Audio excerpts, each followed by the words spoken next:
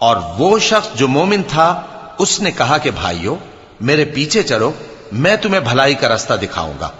بھائیو یہ دنیا کی زندگی چند روز فائدہ اٹھانے کی چیز ہے، اور جو آخرت ہے وہی ہمیشہ رہنے کا گھر ہے۔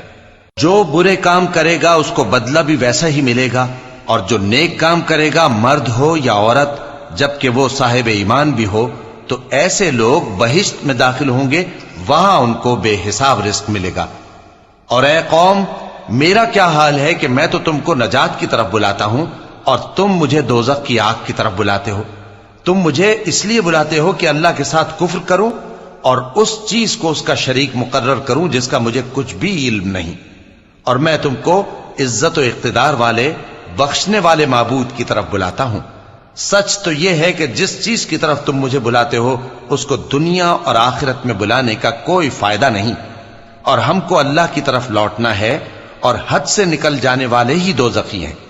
جو بات میں تم سے کہتا ہوں تم اسے آگے چل کر یاد کرو گے، اور میں اپنا معاملہ اللہ کے سپرد کرتا ہوں، بے شک اللہ بندوں کو دیکھنے والا ہے۔ غرض اللہ نے اس کو ان لوگوں کی تدبیروں کی برائیوں سے محفوظ رکھا، اور فرعون والوں کو برے عذاب نے آ گھیرا، یعنی آتش جہنم کے صبح و شام اس کے سامنے پیش کیے جاتے ہیں، اور جس روز قیامت برپا ہوگی حکم ہوگا کہ فرعون والوں کو سخت عذاب میں داخل کرو۔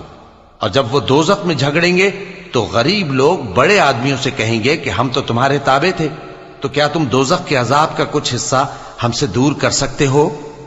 بڑے آدمی کہیں گے کہ تم بھی اور ہم بھی سب دوزخ میں ہیں، اللہ بندوں میں فیصلہ کر چکا ہے۔ اور جو لوگ آگ میں جل رہے ہوں گے وہ دوزخ کے داروغوں سے کہیں گے کہ اپنے پروردگار سے پکار کر کہو کہ وہ ایک روز تو ہم سے تھوڑا سا عذاب ہلکا کر دے۔ وہ کہیں گے کہ کیا تمہارے پاس تمہارے پیغمبر نشانیاں لے کر نہیں آئے تھے؟ دوزخی کہیں گے کیوں نہیں؟ تو وہ کہیں گے کہ تم ہی پکار لو، اور کافروں کی پکار اس روز بیکار ہوگی۔